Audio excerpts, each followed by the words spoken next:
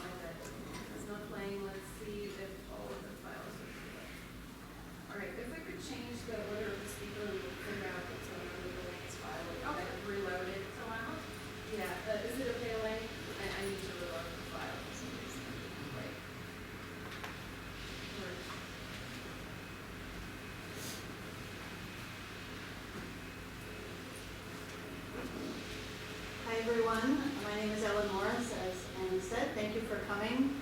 I'm a little bit different than everybody else on the panel here because National Renewable Energy Laboratory is a national lab. It's one of 17 national labs here in the U.S.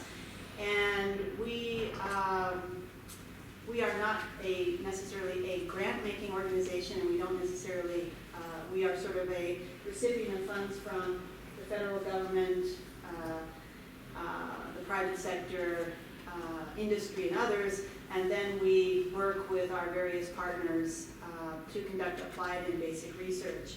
And what NREL is really responding to is what we're seeing in global megatrends. Many of you, through the course of this conference, have heard a lot about this, but really thinking about the interaction of clean energy and an energy transformation that's happening all over the world around the expansion of the population, especially the underserved in developing countries, and access to electricity and cleaner fuels is driving, and it needs to be responding to that population growth. Food and water scarcity happening, and how to address those scarcities with access to energy, working at the agriculture, water, energy nexus, and NREL is doing a lot on that. Advanced mobility and smart mobility, alternative fuels, those are global trends where obviously energy is the underpinning to that. And what we see driving this, and again, there's been a lot of talks at the conference here around the declining price of renewables and how renewables stacks up with conventional fuels. And you know, what NREL has seen, and really we were there kind of at the start of this in the 70s when we were created by Jimmy Carter in his administration, and we were at that point called the Solar Energy Research Institute. But what we see that's happened definitely in a very short time frame from 2008 to 2017 is really a dramatic decline in solar and in utility scale solar and in wind, and driving those cost reductions very strongly from say 359 megawatts for solar in 2009 down to $50, and then similar reductions in wind from $135 per megawatt hour to $45 per megawatt hour. Capacity increases have gone upwards of almost 500%. So really NREL is as a national lab really centered on this clean energy revolution across multiple disciplines. NREL is in the backyard of this conference. We are located in Golden, Colorado, and there is a tour of NREL tomorrow. I would highly recommend, if you're still in the area, to do that. It's quite impressive, and we have about 2,300 people working there now. Most of these are scientists, PhD scientists, and master's students. We have a lot of facilities, both for the applied and basic research. We have also tremendous number of partnerships, and those partnerships sort of span the breadth of academia, industry, and the federal government, and other national labs.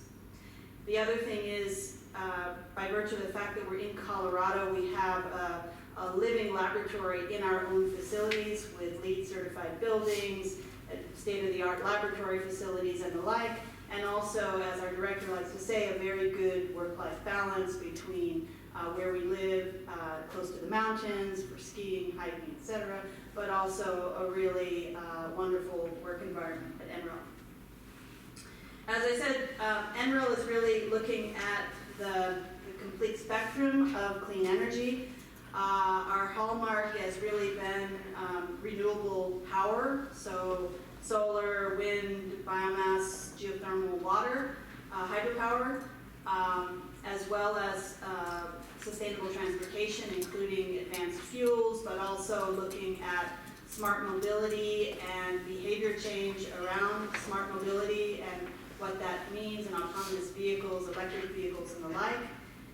Energy efficiency, buildings, technology, smart controls, grid integration of microgrids into the grid, and as well as cybersecurity, and that's a new and growing area for NREL. Again, it's around how do you think about all of these systems feeding into the grid, renewables and otherwise, how do you make them secure, and how do you manage those loads, as well as resiliency, and we've collaborated a lot with your office, Department of Energy, on resiliency, because we do a lot on these isolated grids and making those smart grids that are responsive to the customer's needs. So the three important things around NREL's work is around the creation of jobs, the economic growth that it's boosting in the U.S., as well as strengthening our energy security. And in terms of the jobs, we all know these figures, but anywhere from 3 to 6 million jobs are in the clean energy sector, as compared to coal, which is in the tens of thousands of jobs. So NREL is really helping to create those jobs in industry, but also coming the other way, bringing researchers to NREL to drive the innovation, so that jobs creation is also happening directly from university and industry coming to work at the lab and use our lab facilities. In terms of economic growth, we all know that as the figures I just mentioned about the growth and of the solar and wind industry, as the other renewable energy technologies, we're also seeing that those driving the economic growth. And then finally, looking at a portfolio of energy options versus one or two winners, we really look at a broader portfolio of energy options and how that will influence our energy security.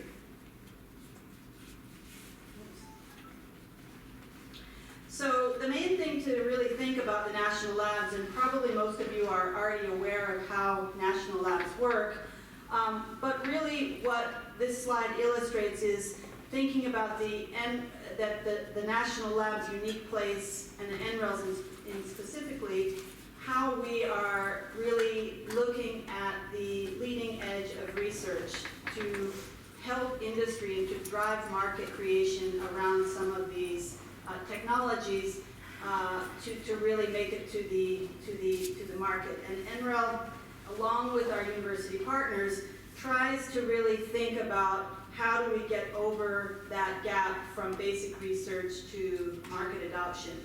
And the reason, a lot of people ask why isn't industry doing this? And I think because most of you are researchers here or academia, you can recognize that sometimes that runway is quite long from the initial basic idea, basic research, till it really gets out into the market. So NREL has the ability to really operate in that space that allows for intellectual freedom to really explore new ideas and to have a much longer runway in terms of funding and project execution. So those breakthroughs wouldn't necessarily happen in an industry setting where the timeline might be somewhat shorter.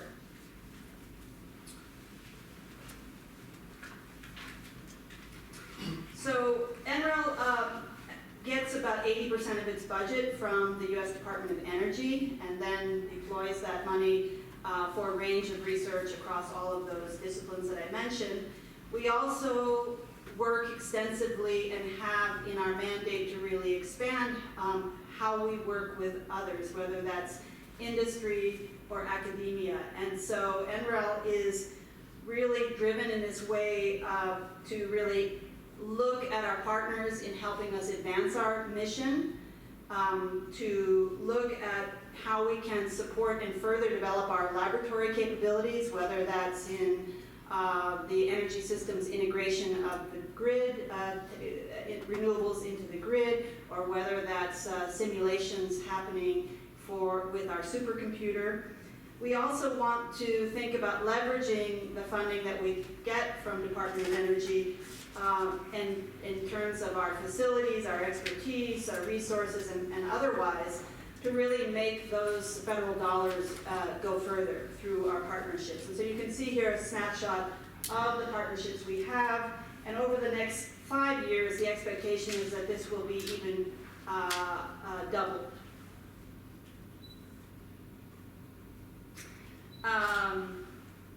The program that I'm building up, and again, I was hired into NREL fairly recently to build up university partnerships, and I come from a university environment to really think about how to expand the breadth and depth of, what does that say? I don't have glasses on. Huh? 2 minutes, okay. How to expand the depth and breadth of our university partnerships. And really what we're trying to think about is the large number of partners we have, which is more than 100 universities and about $40 million of our budget going out to university partners. But how to think more strategically about how we engage with universities and how we create this organic ecosystem of a lot of innovation happening at universities, while thinking, is there a smaller cohort of universities where we can go much deeper and broader with a set of top-tier schools that we are already working with.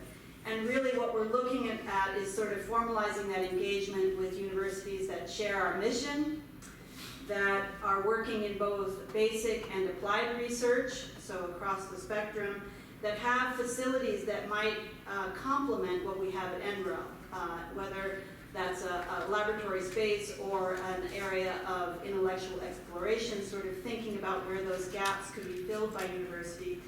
And then looking at the visibility and the network that universities can offer. And when we think of that,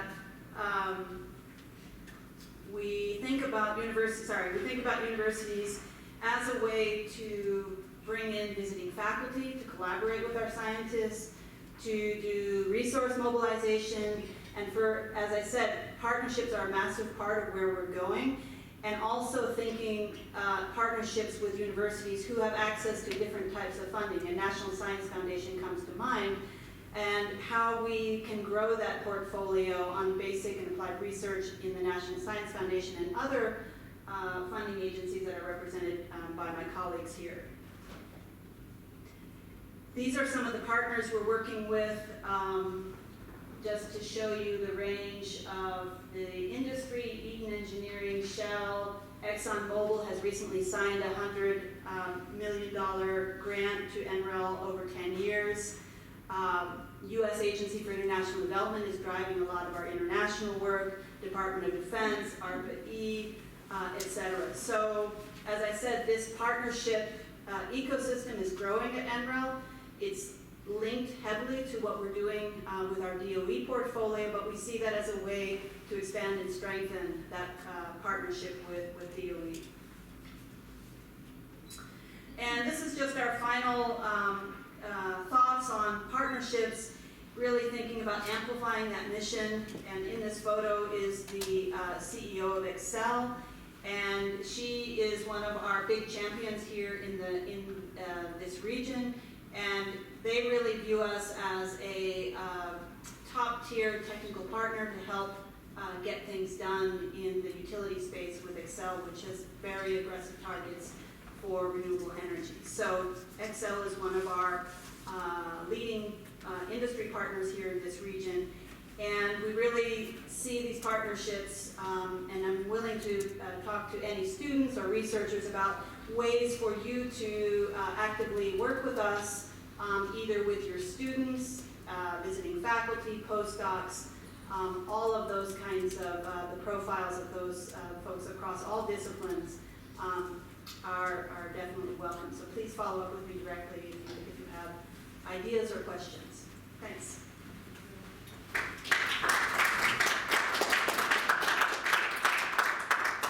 have time for 1 or 2 questions to Dr. Morris, if you immediately want to follow up on something that has been mentioned. Are there any questions?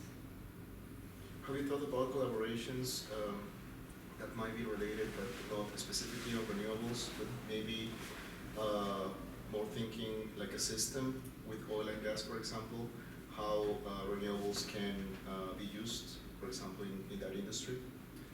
Yes, so I would say that we think about the broader portfolio of technologies and how renewables, and certainly in a lot of our modeling and analytic work, we look at the intersection between natural gas, for instance, and renewables, and also around this economics and the economic trade-offs for that. So we do a lot of modeling in that regard and scenario building, and a lot of the people who are here at this conference were referring to that kind of foundational work that's been done at NREL that looks at the interplay between the fossil fuels and renewables. So yes, it is happening. So if you're interested in that, please reach out to me. Where are you from?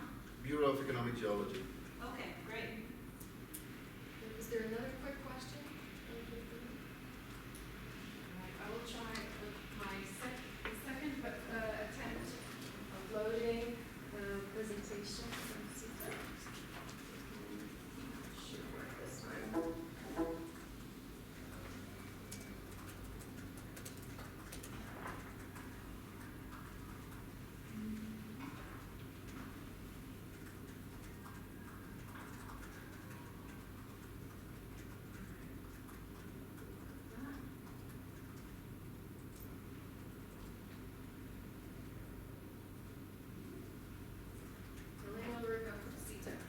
Good morning. So I'm just going to let you know that I'm going to blow through like a ridiculous amount of content, and the reason I'm doing that is so that you know you can access these slides later. I'm not going to talk about everything on them. I'm going to trust that you all can read this later.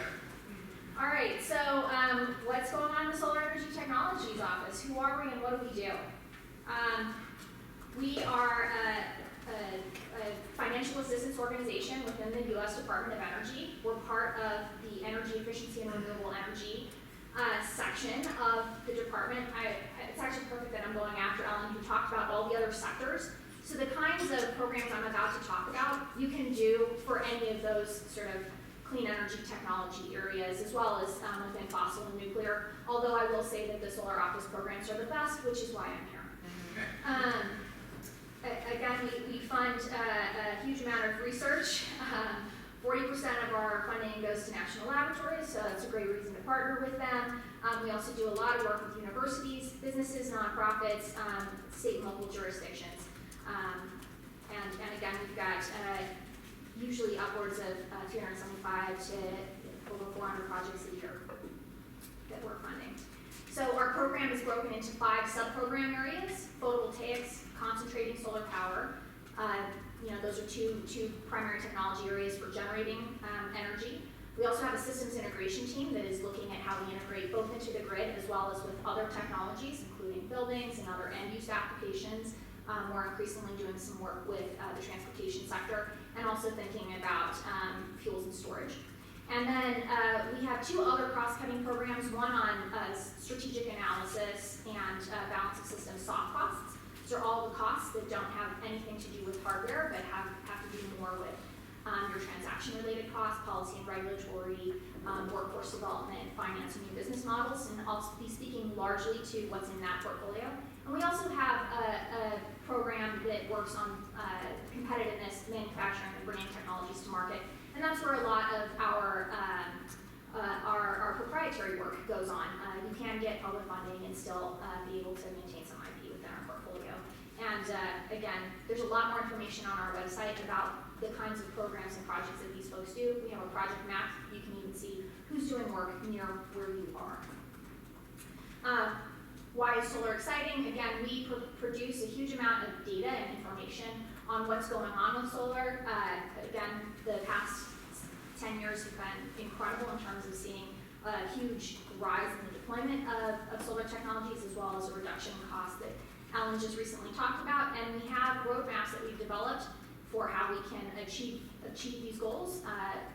We are building upon the work of the Sunshot Initiative, which helped us to see incredible cost reductions between 2010 and 2017. Our goal was to reach 6 cents per kilowatt hour in 2020. We beat it by 3 years.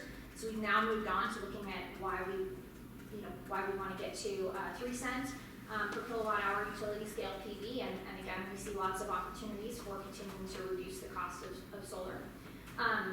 We do research on ways to get there, and this is an example of the kinds of pathways that one might take in order to achieve goals. This is an example of what happens in concentrating solar power and ways that you can, again, reach some of those goals. And then, again, we looked at what happens as you reduce the cost of solar. Again, this was the original Sunshot goal, and it basically shows that the U.S. economy will cost competitively deploy a fair amount of solar if you keep it at where we've been.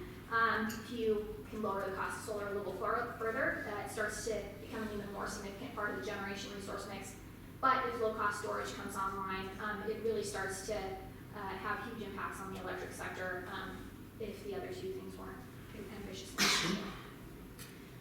Again, we have a huge amount of data on our storage cost assumptions. We work on a wide variety of storage, not just batteries. And again, it's been a real story for success along with other renewable technologies, solar and wind composing about 2/3 of new generation capacity that gets added every year. So many more of these kinds of resources available to you. There's lots of reasons why we do this. And the solar industry's also delivered on a lot of jobs. It's a great thing. We have detailed analysis on what's going on in the manufacturing supply chain, and we pay a lot of attention to what's going on in a broad range of technology trends, as well as some of the global trends that Ellen was talking about as well. So how do you get our money, right? That's why you're here. Every year, the Solar Office releases competitive financial assistance opportunities. What do we call them? FOA. Every year we put out a financial opportunity announcement. It's on the Exchange website, the ERE Exchange. You can also sign up to get our newsletter. That's going to be in a future slide here. This last year, our funding opportunity announcement was for $130 million. That's typical. We're going to be doing that again this next year, and it ranges, again, it spans all the range of topics that I discussed before, technologies, soft costs, elsewhere. We have webinars about the various topics. We have webinars that are posted on our website where you can go in at your leisure and learn about the process for applying for this. We'll walk you through the different components you need to do, and we really do try to make it as user-friendly as possible, knowing that it's still writing at the somewhat complex grant application. We also have some prize and challenge programs, which can be a little bit easier to access. And again, I'll talk more about what we have in addition to or as part of this annual funding opportunity announcement. Just a snapshot of some of the kinds of things that you might see across our portfolio. Again, we've got a lot of work going on in the systems integration part, and then in soft costs, as I mentioned, we're looking at a whole range of different kinds of factors that I think are probably of most interest to you folks, but nonetheless, there's, again, a wide body of data and tools that have come out of the research from these programs. So I'm just briefly going to touch on what we're doing in the soft cost area, because, again, this is where most of the funding that I think is going to be relevant to you is happening. Again, we're working on foundational research, institutional support and technical assistance, training-related activities. This is an example of some of the kinds of programs and partners that we work with on all of this. We have some really cool programs like a local jurisdiction a designation program. So if they implement good programs and policies, they can get designated as soul smart communities. We have a number of challenges. Many of them in the soft cost area are focused on low income and community solar, as that's a sort of rising area where you see some changes in the marketplace. We've worked with states on long-term planning and basically innovations in the policy and programmatic space. Again, I want to mention that we are doing training programs that are not just on things like power systems, but also a lot of related areas like codes and standards. We have folks who are studying real estate trends, folks, again, that are doing policy analysis. And so I just want to make sure that you guys are all understanding that when we're looking to advance training and workforce-related initiatives, we're looking at that whole ecosystem of related related fields where folks need to know something about solar in order to do their job, even if they're not a solar installer. So again, community solar, shared solar is a big new area that we've been working on. Access to solar, equity related issues continue to be something that we have a lot of interest in. So ways again that you can interact with us beyond our annual funding opportunity announcement, which again is worth a lot of money and worth taking a shot at. We have a program called the Solar Energy Innovation Network, which is run by NREL. This program works with states and local jurisdictions who want to work on local and regional challenges. These folks are often trying to find partners to do analysis for them. And so these teams do receive funding, and as well as the ability to be part of a peer learning group. They have facilitated workshops and things that they work through, and then they publish real plans for local and regional advancements for clean energy. It's a great program. Our round 2 had topics on rural solar and commercial scale solar, as those are both areas where it's been a bit underdeveloped. The prior round was focused more on resilience and long-term energy planning for aggressive renewable energy targets. This last round just closed on September 4th, so stay tuned for another round, around the same time next year, likely. But the program that I most want to speak about today is a program called Solar Energy Evolution and Diffusion Studies. This is a program that basically has challenged the assumption that reaching cost goals alone is going to be enough to drive solar into the marketplace. Recognize there's a large number of other sort of barriers and factors that go into that. So we wanted to study how that's happening and really look at innovation and diffusion policy. We've run 2 rounds of this. The first round was $9 million. The second round, that round looked at how the technology was changing, what was driving down costs in the manufacturing space. We also looked at how it was diffusing, and you could see that people could see solar on rooftops, and there was a sort of clustering of the diffusion. And then round 2, again, focused a little bit more on organizational and institutional decision making and helped us to build our low-income portfolio. So we've been doing some studies on what drives low-income households, how they think about it. We've been doing some work on knowledge spillovers and how the industry basically is learning to navigate a complex environment. We've been looking at how jurisdictions uptake new policies and programs, either as early adopters or once mandated, like in the case of California. And again, looking at how solar diffuses and the effectiveness of programs like Solarize. So this is a great program. We've run 2 rounds of it, and there may or may not be another round of the SEEDS program in our upcoming funding opportunity. It would be about on track to be coming up in the next year in this cycle. And so, it's a great program that pairs real data in a rapidly evolving field where it's a kind of well-defined snapshot of an industry, where you can definitely do a lot of exploration on social, behavioral, decision science, and again, we'd love to see the partnerships between researchers and folks who are on the ground. So this is an upcoming opportunity that I would really like to commend to all of you. We also have a student design competition for those of you who are academic. Again, run by the National Renewable Energy Lab, and great opportunity for interdisciplinary work. And then we've got a couple other ways that you can engage with us. One, we're always hiring. We have a science and technology policy opportunity, again, for recent graduates who would like to come and spend up to 2 years with us, looking at how the whole process of driving innovation at the federal level happens from an executive branch agency. And we have this great Solar Energy Innovators program, which allows folks to go out and do research, either with a utility commission, a utility, or another energy service provider. And I know that at least 1, maybe 2 of our funded Solar Energy Innovators was here at this conference this week. So lots of opportunities. Again, these slides are here for your reference, and I urge you to sign up for our newsletter and learn more about all of these programs on our website. Thank you.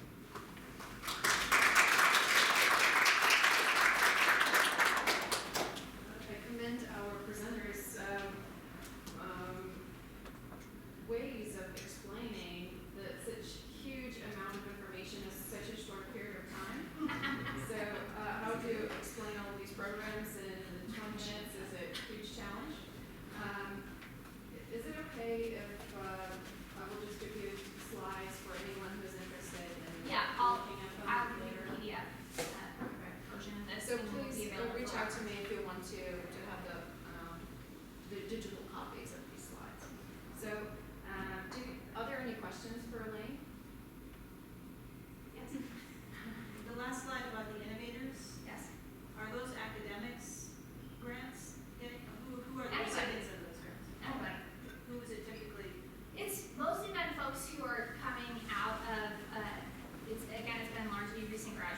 trying to figure out how they want to get in on the job market. And, we also have had some folks who maybe are in a little bit of a career transition time period and who are interested in getting in there. And again, PUCs are really understaffed. And so giving them the opportunity to have someone in-house who can do some work for them has proven to be something that they're extremely hungry for. And how do they make the link with the, say, the PUC? You basically, to apply for this program, you need to identify who you want to work with, go in, and then you submit a joint application to basically do a specific scope of work with them. So you would go in and talk to your PUC, let them know what your skills are and what kinds of research you might be able to do and see where their interests are, and then basically we pay for you to do it. There's time for one short question. So you mentioned that the commercial solar and the solar in rural communities are relatively under studied compared to residential solar. Are there any specific programs from your office that are funding research in those two areas? Seeds would be a great place to do that. But then they may or may not have another round, right? Okay. It was in our congressional justification, and right now we're on a continuing resolution, so pending appropriations, and I can't commit the federal government to funding. I'm not a contracting officer, but Sure. Fingers crossed.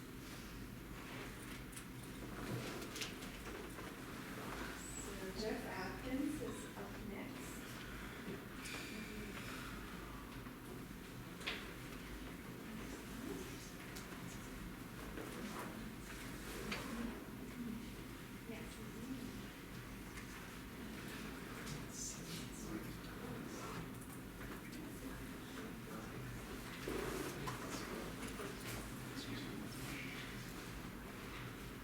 So I'm an economist. I'm working for the Chief Economist's Office at NOAA, and we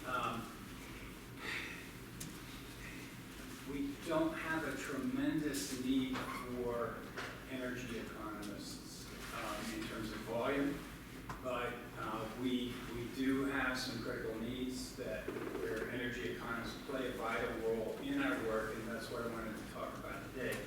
So what I'm going to do is talk quickly about the NOAA mission, one slide that tells you what our goals are for this year, talk about the intersection with energy economics at NOAA, and then talk about the funding mechanism, one particular funding mechanism that should be of interest to you. Funding priorities, I've highlighted a couple of key terms up there, or not funding priorities, these are mission priorities. They relate to extreme weather. Oh yeah, I did highlight all of them. So extreme weather, the economic contributions of the ocean, advanced space innovation. Each of those has an intersection, a strong and important intersection with energy economics. And because we don't have a tremendous need for that within NOAA, that's a good thing, bad thing. The good side of that is we don't have a lot of expertise on staff. And so we're having to reach out to folks like you to fill those needs when there is such a need. So I'm going to talk about some 4 specific instances. You're familiar with the Northern Lights. Solar activity makes the skies really beautiful up in northern regions, but there's a wide range of solar activity, and some of it's more severe than others, and some of it can cause serious problems on Earth. Solar storms can affect aircraft crews, expose them to radiation and passengers. They disrupt satellite communications and GPS technologies, but more importantly, this audience is they can have a pronounced effect on the electric power grid. And so our investments in forecasting space weather, we do that at NOAA. We have a space weather prediction center in Boulder, not too far from here. And we try to give the energy sector as much heads up as we can about events that might affect the operation of the grid.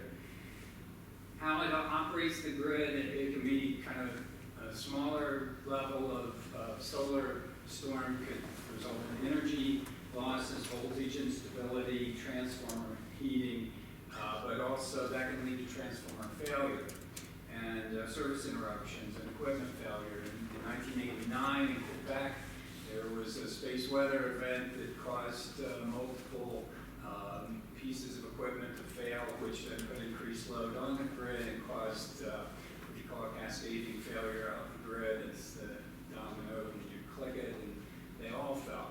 And so they were out of power for a long time. Space weather is one of these very significant events that could have the most disruptive impact on the power grids are these low probability, high impact events that, and our justification of expenditures to forecast those, to provide adequate warning, to prevent those catastrophic losses, is based on part in the damage reductions associated with of interest to you, the power sector. So in 1859, there was something called the Carrington event, and we didn't have cell phones back then, we didn't have satellites back then, but we had telegraph lines, and they were sparking. The atmospheric impacts of the solar event were causing sparking of the telegraph lines. Papers on the operator's desk were catching on fire. The northern lights were visible in Cuba. So we know that the sun has the potential to affect the Earth in that way. We haven't had a long enough time series to assign probability to something like that, but we're keeping an eye out. And we need folks in the field of energy economics to talk, to give us good feedback on the consequences of both the moderate and more extreme events. And we've done some studies like that, 3 in the last 3 years. And so that's an area where you can weigh in. And this is an image of the system that would be affected by the grid system that shows some of the impacts, and that's in my slides.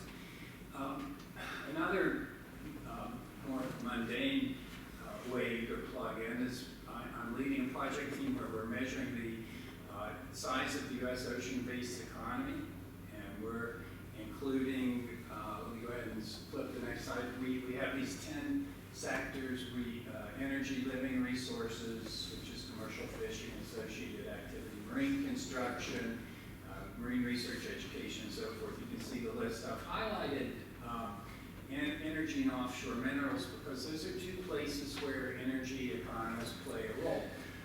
Again, we have currently a data set, time series data on the U.S. ocean economy from 2004 to 2016.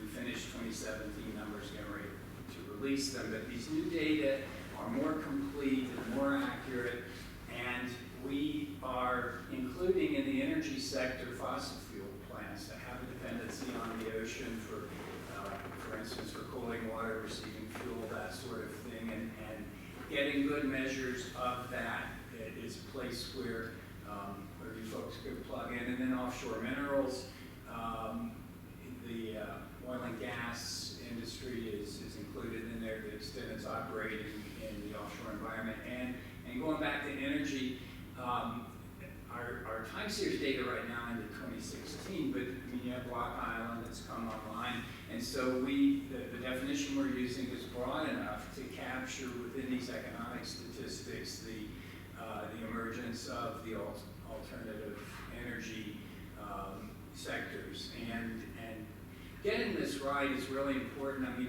this creates an economic context for identifying stakeholders in the management of oceans, and so for an industry to be able to demonstrate their own contribution to the national economy, the importance of what they do is vitally important. So we're working with the Bureau of Economic Analysis to do this data set.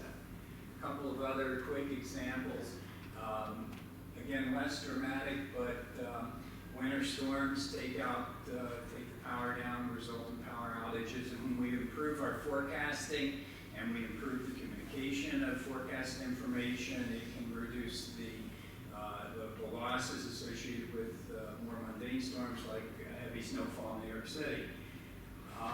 And finally, we have a project that we did with BOEM, where we're looking at the intersection of geophysical data that tells us where it might be a good place to have offshore wind energy, and economic data that tells us places that are important for tourism, recreation, and sometimes there's resistance among the tourism communities in some parts of the country to having that. And so having that sort of information to see the places where a lot of potential and fewer conflicts is another study that we engaged in. So, how do you get the money?